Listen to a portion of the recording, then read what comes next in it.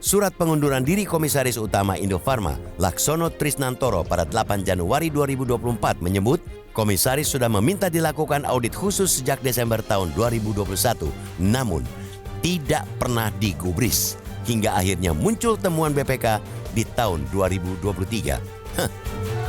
Komisaris Independen Indofarma, Teddy Wibisana menyebut, ada sejumlah kejanggalan yang ditemukan Dewan Komisaris kala itu. Dewan Komisaris bahkan sudah melaporkan ke Kementerian BUMN.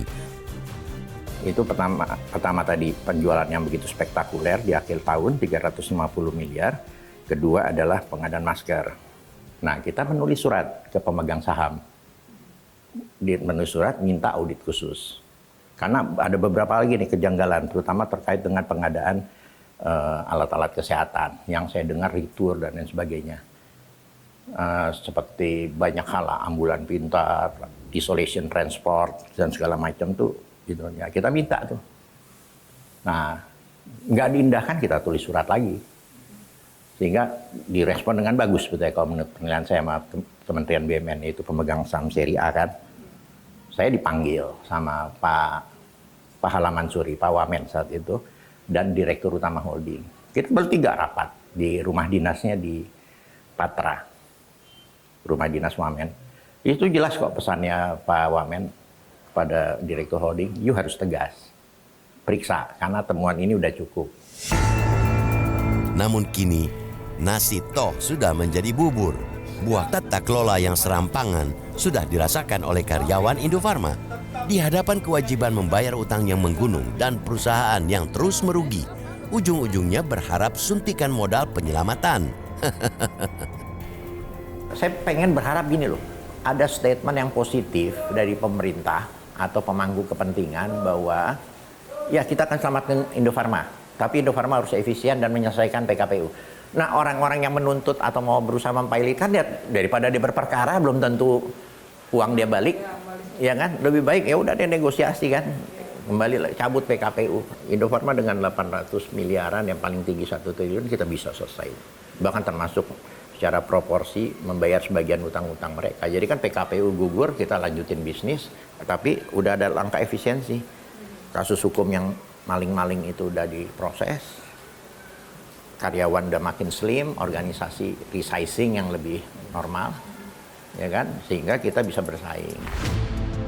Saat pandemi COVID-19 di tahun 2020, pemerintah sebenarnya sudah menyuntik dana segar untuk holding BUMN Farmasi Bio Farma sebesar 2 triliun rupiah, dan sebagai anak usahanya, Indofarma kecipratan dana 199,9 miliar. Namun lancung, di saat permintaan obat-obatan dan alat kesehatan sedang tinggi-tingginya, Indofarma hanya mengantongi laba usaha 30 juta rupiah di tahun 2020.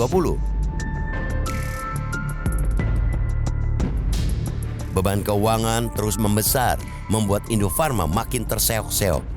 Dalam 3 tahun terakhir, utang terus bertambah karena mengalir tagihan jatuh tempo dari sana-sini.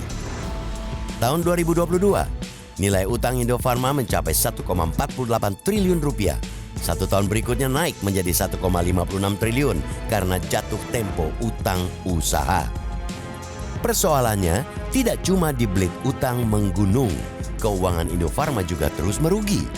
Hanya dalam waktu 3 tahun, kerugian melonjak hingga 683,429 miliar rupiah.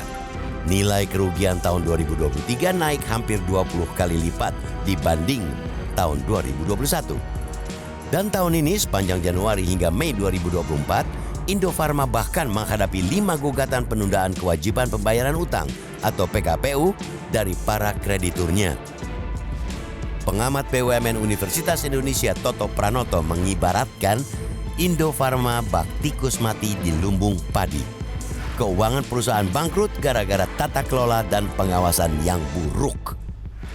Ya, ini memang saya kira suatu bentuk anomali ya, karena mestinya kalau dicek pada saat era COVID itu hampir semua perusahaan-perusahaan farma besar itu sebetulnya mendapatkan angka bottom line profit yang cukup baik ya. Jadi kalau kemudian perusahaan negara Indofarma 2020, 2021 pada saat COVID masih ada, subsidi pemerintah masih besar, angka-angka negatifnya mungkin ada tapi nggak terlalu kelihatan begitu ya, karena kemudian penyerapan penjualannya masih relatif tinggi.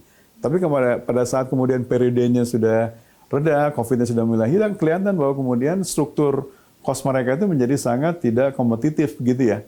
Karena banyak hal yang mungkin tidak terlihat pada saat COVID, pada saat COVID-nya lewat mulai kelihatan begitu ya.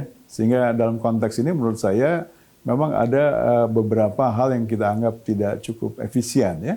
Itu dijalankan dalam praktek yang cukup lama di Indofarma dan kemudian itu memiliki efek kemudian ke belakang menjadi buruk bagi kinerja mereka ya.